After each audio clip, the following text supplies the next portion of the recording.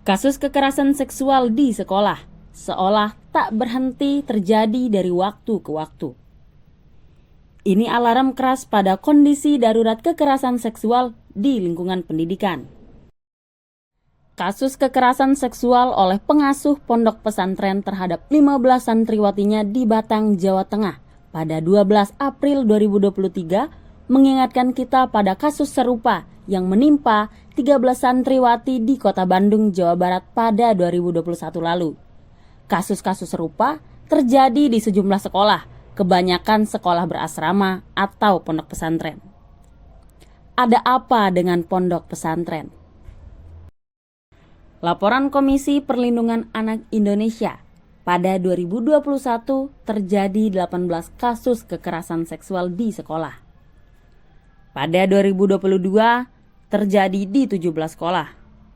Pada 2023 di Banten, berdasarkan data Komisi Nasional Perlindungan Anak Banten, terjadi 5 kasus kekerasan seksual di sekolah berasrama.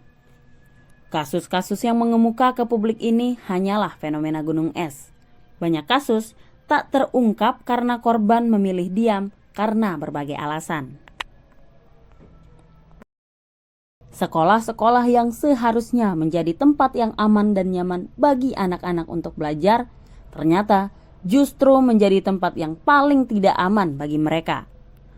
Sangat ironis ketika sekolah justru menjadi tempat yang membuat kemampuan siswa terganggu, bahkan gagal mencapai potensi penuh mereka dalam hidup. Kemendikbudristek juga menyatakan, kekerasan seksual di sekolah merupakan satu dari 3 dosa besar yang mendesak diatasi, karena mengancam masa depan anak dan masa depan bangsa. Dari aspek regulasi tak kurang upaya pemerintah untuk mencegah kasus kekerasan seksual di sekolah. Mulai dari Undang-Undang Perlindungan Anak, Peraturan Presiden tentang Strategi Nasional Penghapusan Kekerasan Terhadap Anak, Permendikbud Nomor 82 Tahun 2015 tentang Pencegahan dan Penanggulangan Tindak Kekerasan di Lingkungan Satuan Pendidikan, hingga Peraturan Menteri Agama Nomor 73 Tahun 2022 tentang Pencegahan dan Penanganan Kekerasan Seksual di Satuan Pendidikan pada Kementerian Agama.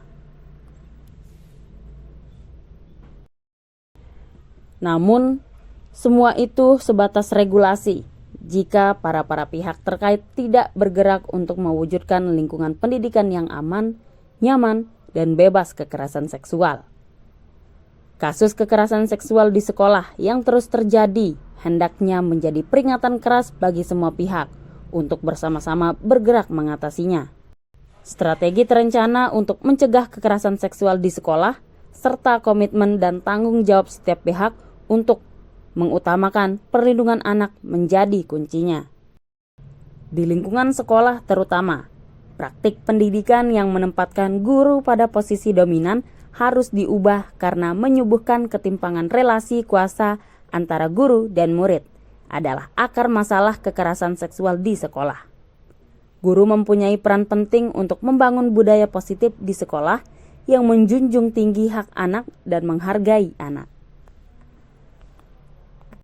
Guru mempunyai peranan penting untuk membangun budaya positif di sekolah yang menjunjung tinggi hak anak dan menghargai anak.